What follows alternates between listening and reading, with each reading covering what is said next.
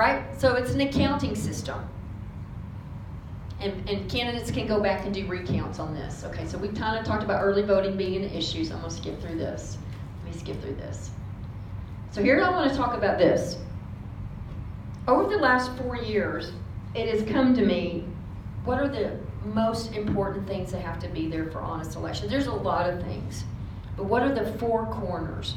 These are big picture things.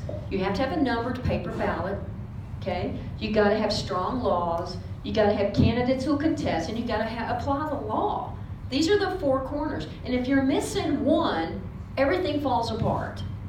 Okay, so how are we doing in Texas? Well, many counties are getting a numbered paper ballot, and San Antonio's one of them. So God bless y'all. Okay, this is a good thing. We've got strong laws I just showed you. We're just not following them, but we got strong laws. The district courts and the appeals courts not doing so great, but the Supreme Court, fabulous, right? And we want to keep it that way because they're on the chopping block. Trust me. Okay? So now look at the 4th corner, candidates. I have worked with candidates all over the state in the last 3 years, and I couldn't get one of them to challenge. And they actually hired me to prove their elections were stolen. They won the vote, but they didn't win the count. Okay? Multiple counties around the state, Dallas County, Hayes County, Austin, bonds that should not have passed that did. Okay? I want you to be thinking about this, because if candidates are not challenging, the whole thing falls apart, because they're the only ones with legal standing. So instead of pointing the fingers at the illegal voters, I'll give you an example. There's a candidate in Harris County, Mike Schofield. Y'all know Representative Schofield. He lost his election in Houston by 156 votes. And he would not challenge the election. Wouldn't challenge it. With all the illegal stuff that happens, all the voter rolls that are inflated, he wouldn't challenge it. If he doesn't challenge, what happens to all those voters that gave him money and block walked and phone banked for his butt? And he's not standing up, he's a coward? You see the problem? Because we can't do it. Voters cannot do it.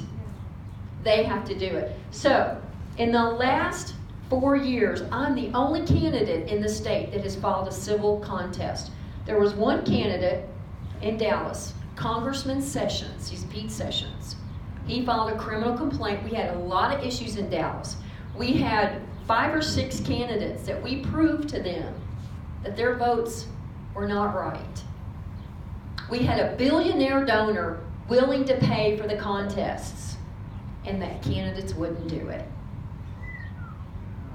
We asked the one, why aren't you going to do this? He's like, well, it's not in my best interest.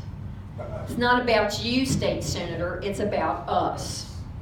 How dare you think it's about you? And this is a true story, and Jim knows this story.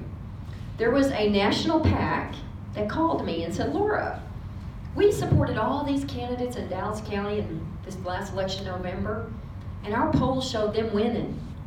What happened? And I said, yeah, their polls showed them winning. They won the vote, they just didn't win the count. And here were the issues with it.